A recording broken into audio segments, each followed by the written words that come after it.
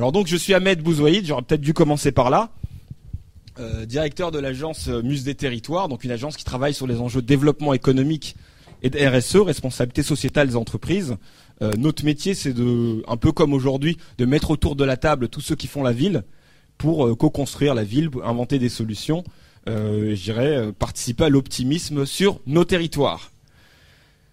Concrètement, aujourd'hui, donc comme je l'ai dit, le thème c'est le développement économique au sein des territoires prioritaires, avec une idée forte, une idée simple, j'espère, et forte que j'aimerais que vous reteniez. Ce qu'on va essayer de voir, c'est comment le développement économique, ou plutôt que le développement économique est l'affaire de tous. Est l'affaire de tous. Le développement économique est l'affaire de tous. Ce qu'on essaie d'entendre par là, c'est dire que comment on peut proposer des démarches inclusives qui associent l'ensemble des parties prenantes. C'est-à-dire les bénéficiaires, bien entendu, et l'ensemble des parties prenantes. Celles qu'on entend, celles qu'on n'entend pas, celles qui sont présentes dans les arènes, celles qui n'y sont pas, comment on les fait venir, comment on invente des nouvelles démarches pour aller recueillir leurs paroles et les associer. Donc pour introduire cette journée, il me semble, quand on parle des quartiers prioritaires, je dirais aussi des quartiers sensibles. Vu qu'on évoque l'enjeu des quartiers sensibles, je me dis qu'on pouvait faire un détour par l'art et la poésie pour introduire cette journée. Donc je vais présenter un artiste talentueux qui est d'ailleurs du territoire, donc des Cultivons notre jardin, qui s'appelle Ariles. C'est un artiste qui en ce moment expose, un artiste d'Aubervilliers qui expose en ce moment à l'Institut du monde arabe. Et l'œuvre que je souhaitais vous présenter, c'est une œuvre qui s'intitule Wesh. Concrètement, pourquoi Wesh? Parce que l'idée c'était de poser, de réfléchir ensemble sur finalement le développement économique. De quoi parle-t-on? Des échelles micro, d'une approche plutôt macro, d'une logique endogène, d'une logique exogène, d'économie classique, de l'ESS, des enjeux de fiscalité, on est en zone franche urbaine je crois, d'immobilier d'entreprise, ça m'a été évoqué à l'entrée, oui, à part les membres du CGET, de marketing territorial, d'entrepreneuriat, d'emploi, d'insertion, tout un tas de sujets qui sont appropriés, discutés, échangés dans des arènes, souvent d'experts, et qui finalement sont liés les uns aux autres, mais sont souvent évoqués de manière cloisonnée. Donc cette liste à la Prévert, justement pour ne pas tomber dans un je dirais un sujet le risque de tomber justement de faire du développement économique un sujet d'experts qui fait que ne s'entendent que ceux qui en parlent, que ceux qui maîtrisent ces concepts, etc., risque d'empêcher de faire ce que j'avais évoqué tout à l'heure, de faire du développement économique une affaire de tous. Alors que le développement économique, c'est aussi, à mon sens, au sens de Muse des Territoires, il est crédible justement selon sa capacité à proposer des réponses crédibles et concrètes. Des réponses crédibles et concrètes, d'abord, à mon sens, c'est répondre au vide du frigo. Parce qu'effectivement, c'est des réponses qui doivent être en capacité de répondre au malaise social, aux situations de grande précarité. Et ça, il ne faut pas l'oublier. Parce qu'effectivement, surtout aujourd'hui, actuellement, lorsqu'on essaye de mobiliser les citoyens, les habitants, il faut s'entendre dire, il faut se rappeler qu'on n'aura ni leur écoute, ni leur confiance, on ne réussira non plus à les mobiliser tant que justement on leur apporte pas des réponses crédibles et concrètes. La sagesse populaire rappelle souvent que ventre vide n'a pas d'oreille. Le travail, c'est aussi concrètement, c'est un marqueur fort de la construction identitaire. C'est-à-dire quand on va rencontrer quelqu'un, on lui demande qu'est-ce que tu fais dans la vie. Donc c'est un élément de construction de soi aussi. Il faut pas l'oublier parce que c'est un vecteur de socialisation. Et aujourd'hui, c'est très important lorsque on s'agite aussi et réfléchir justement à comment on retravaille sur le vivre ensemble, la cohésion sociale, etc. C'est aussi un rempart. Le développement économique, c'est un rempart aux extrémismes, quels qu'ils soient. Donc l'idée, c'est de hisser. Aujourd'hui, on a hissé le développement économique au premier rang des priorités de la politique de la ville, parce que je pense que c'est aussi se rappeler que c'est le nerf de la guerre. Le nerf de la guerre, je dirais plutôt le nerf de la paix. Le nerf de la paix, parce que le bon sens invite aussi à se rappeler que le développement économique, c'est aussi un facteur d'amélioration du cadre de vie, c'est aussi un vecteur de cohésion sociale. Mais cependant, c'est aussi pour ça que dans la réforme de la politique de la ville, on retrouve le développement économique au cœur de ces deux autres piliers. Maintenant, cet enjeu de concilier développement économique urbain, ou développement économique des territoires, je dirais plutôt, et développement social et urbain, là je fais allusion au cadre de vie, c'est pas si naturel que ça. C'est pas si naturel que ça, pour la simple et bonne raison que on est confronté à deux ADN différents, l'ADN de la politique de la ville et l'ADN du développement économique. Ce que j'entends par là, c'est que pendant longtemps, voilà, on a des acteurs et des logiques, des dispositifs qui se rencontrent pas forcément, même si ils portent j'imagine cette même vocation à participer à transformer positivement le territoire. On a des acteurs qui se rencontrent pas forcément, donc on a des cultures différentes. On arrive parfois à des aberrations. Je vais pas rentrer, vous les connaissez mieux que moi. Je vais pas rentrer dans les détails. Donc ça c'est la première chose. C'est l'enjeu, c'est d'essaimer de polliniser ces cultures différentes, de faire émerger une culture, un référentiel commun. Et le second point, je dirais, c'est de sortir des approches stéréotypées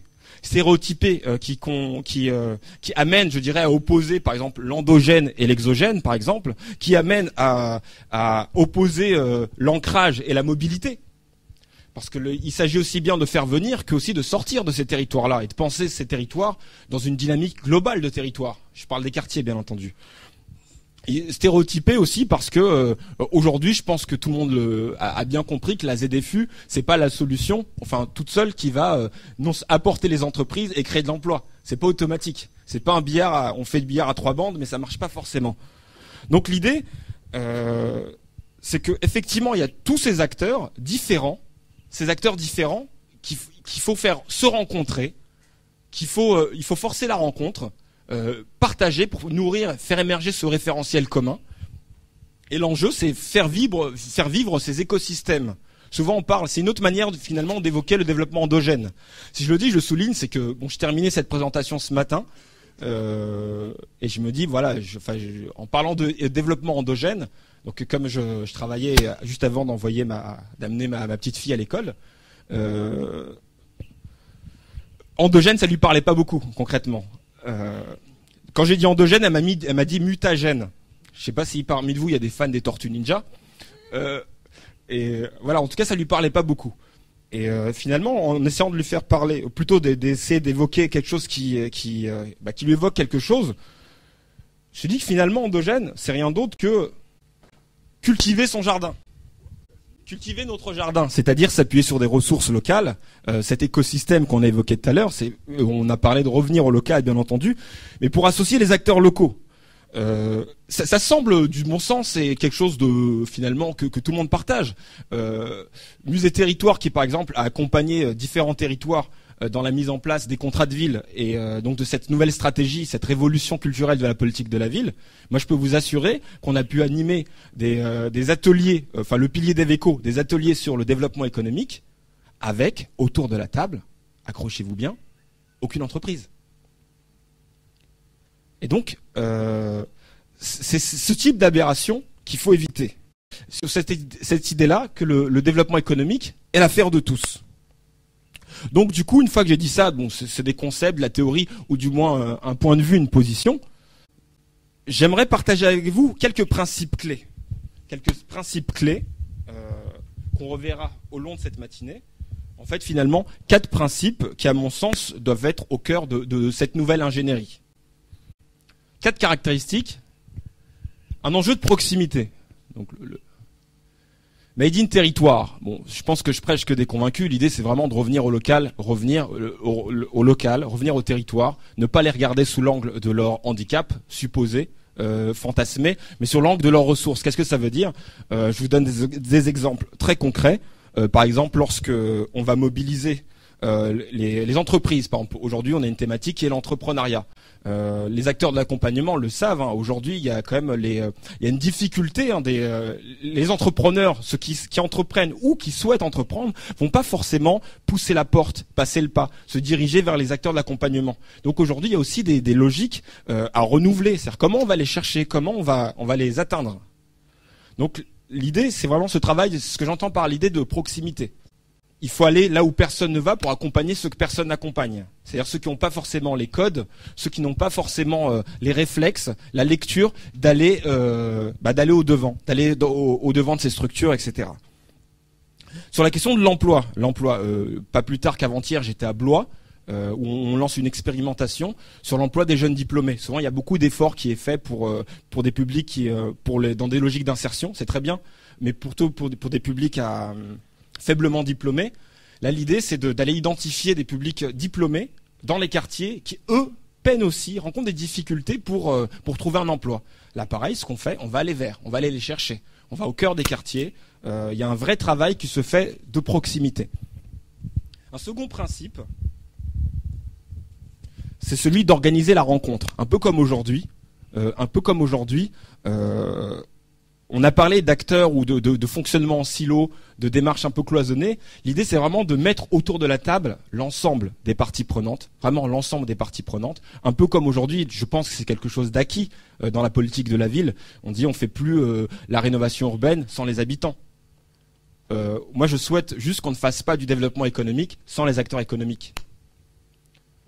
Concrètement, tout à l'heure, j'évoquais ça tout à l'heure, ça semble du bon sens, mais un moment, il est vrai qu'il y a des réflexes, des réflexes, des cultures, des postures qui fait qu'on ne se rencontre pas ou qu'on a des a priori les uns sur les autres. Et donc l'idée pour dépasser ça et faire émerger cette culture commune, il faut faire émerger ces espaces de rencontre, de dialogue, ces espaces où va émerger cette culture commune. Donc organiser la rencontre. Là, ce que je présente, c'est une initiative qu'on avait lancée en Seine-Saint-Denis qui s'appelle les Mercredis Gourmands. D'ailleurs, j'en profite pour vous dire que ça repart en 2016 avec un très beau partenariat où l'enjeu des Mercredis Gourmands, c'était de dire que en Seine-Saint-Denis, on a un territoire qui est en train de devenir une locomotive économique de la France, j'ai envie de dire, mais il y avait un enjeu que cette locomotive ne décroche pas les wagons. Et donc, du coup, comment cette locomotive, ce dynamisme bénéficie au plus grand nombre. Et donc, c'était des rencontres. On appelait ça le premier rendez-vous gourmet et décalé du développement économique en Seine-Saint-Denis. C'était une rencontre où on mettait autour de la table des entreprises, des entrepreneurs plutôt de l'ESS, en tout cas d'une autre échelle, et des acteurs publics, et aussi ensemble des acteurs de l'accompagnement. Et l'idée de cette démarche-là, au-delà de passer un temps convivial et un moment qu'on va partager, l'idée c'est vraiment plutôt de faire émerger cette culture commune et faire émerger aussi des solutions collectives.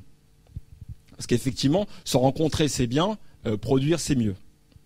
Le dernier point, c'est un enjeu finalement, tout ça, je pense c'est en filigrane que je l'évoque, mais finalement l'enjeu derrière tout ça, c'est tout simplement c'est l'interculturalité. Ce que je veux dire par interculturalité, finalement, on travaille avec des acteurs et des parties prenantes qui sont pas sur la même temporalité, qui parlent pas forcément le même langage, qui n'ont pas forcément les mêmes réflexes. Et donc, du coup, quand je vais aller, je sais pas, au Moyen-Orient, c'est pas les mêmes rapports, je dirais, de distance. On appelle ça la proxémie entre les gens. C'est pas les mêmes manières de parler. Et tout ça, une incompréhension fait que finalement les relations seront pas productives. Et c'est pareil si je vais en Chine, ce sera d'autres rapports en Asie, en Chine, là pour le coup, en Afrique et ailleurs. Et je force le trait, mais ce que je veux dire, c'est qu'il y a cette problématique de culture commune et donc d'interculturalité quand on va rencontrer l'ensemble de ces parties prenantes. Les habitants, la TPE et la PME, c'est pas le groupe du CAC 40 par exemple. La collectivité, elle n'a pas les mêmes réflexions et elle n'est pas soumise aux mêmes logiques que par exemple que la communauté d'agglomération par exemple. Enfin voilà, un enjeu d'interculturalité. Et pour terminer là-dessus, je voulais parler des approches différenciées. Des approches différenciées, c'est dire qu'aujourd'hui, et je terminerai là-dessus, il me semble qu'il y a vocation à proposer des approches différenciées, c'est-à-dire trop loin d'approches standards. Ce que je veux dire par là, parce que les territoires sont pas les mêmes. Là aujourd'hui, on a la chance de travailler sur ces enjeux de développement économique en Languedoc-Roussillon. En Aquitaine, j'ai évoqué la semaine, à Blois également. Enfin, je veux dire, les territoires sont pas les mêmes. Ce sont pas les mêmes écosystèmes, ce sont pas les mêmes réseaux d'acteurs, les ressources ne sont pas les mêmes non plus. Et donc il faut partir de cette réalité des territoires. Également, il s'agit aussi de partir de la réalité des entrepreneurs. Entreprendre aujourd'hui, à mon sens, c'est pas entreprendre. Enfin, aujourd'hui, le monde incertain dans lequel on vit fait que la création d'entreprise aujourd'hui n'est pas celle d'hier. Concrètement, on m'annonce qu'il y a plus beaucoup de temps. Mais pour aller très vite, et parce que l'enjeu, ça va être d'évoquer l'entrepreneuriat. Tout à l'heure, quand je disais qu'il faut aller vers les acteurs pour leur proposer des démarches différenciées, ce qu'on va aller voir sur la démarche qu'on a initiée avec le CGET et d'autres partenaires, Empowerment entrepreneurial, là l'idée c'est d'aller voir des approches plutôt qui sont pas descendantes, mais qui sont plutôt, on appelle ça ascendantes. C'est du bottom-up, où l'idée c'est de partir de la spécificité des publics. Donc c'est des démarches entrepreneuriales où on va accompagner, qui sont dédiées aux migrants, qui sont dédiées aux femmes, qui sont dédiées aux jeunes, qui sont dédiées à différents types de publics. Et l'idée c'est partir de cette réalité-là pour construire avec eux. Donc c'est aussi repenser différemment les modes d'accompagnement et les modes de sélection et d'identification des publics. Merci pour votre attention.